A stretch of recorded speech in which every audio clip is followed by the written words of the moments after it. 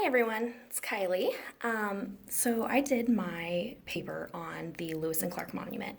And for those of you that don't know what that is, it is a monument in Council Bluffs, up on a hill overlooking the city basically, where Lewis and Clark had stopped on their expedition. And I'll get into that in a little bit. But some of the connections that I made, one of my trips while I was up there was a Boy Scout group.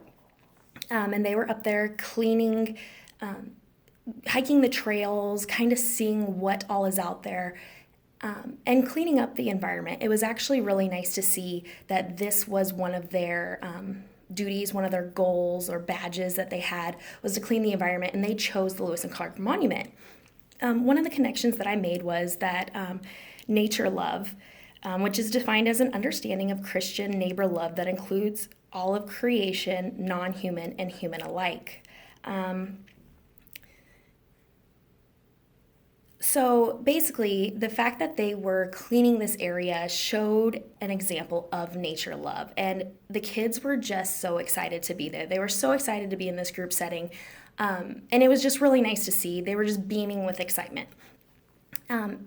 So on another visit, I just went and actually looked at these statues in particular, and actually read what they said. I've been up there several times. I grew up in Council Bluffs, so I really wanted to just get a little bit of the history without having to Google it, actually visiting and reading about what's carved in stone. And on it says, beneath the bluffs of the Missouri Lewis of the Bluffs, on the Missouri River, Lewis and Clark had parley with the Otoe and Missouri Indians and named the locality Council Bluffs. During my reflection, I kind of thought about what it would be like back then. Were they welcoming? Were on both sides, the Indians or Lewis and Clark, were they welcoming? Were they trying to take over? Were they ready to quarrel? Did they treat each other as human beings? And basically, because I had all these questions, I found some hope from our text. St. Thomas Aquinas, I don't know how to say his name, I'm sorry, proposed that humans were created for friendship on a human level. The commandment is love thy neighbor, not love thy neighbor if they look like you. So I'm hoping that they were genuinely nice, and I actually should want to do some more research on this now that I've been there and I've spent so much time up there this semester. I've done a little bit of research, but I'd like to delve into more. For my very last visit, there was a man up there. He was kind of dirty. He, had a little kind of busted up car, and I just assumed that he'd probably been living out of his car. My first reaction would be to hold my family, kind of be nervous, be scared, be worried, and that would be regardless of race, who they are.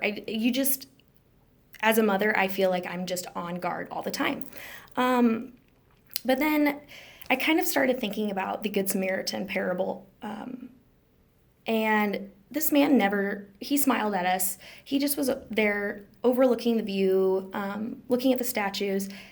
He wasn't there to harm anybody.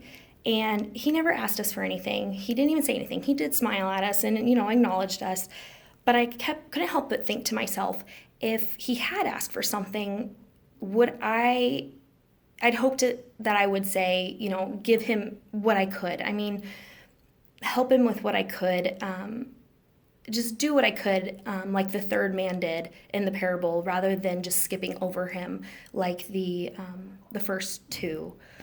So those were the three major connections that I made regarding course material and my reflections with our text. It was just a really great experience to have this. This is probably my favorite activity or project that I've had to do in school so far. So, good luck with the rest of the semester, guys.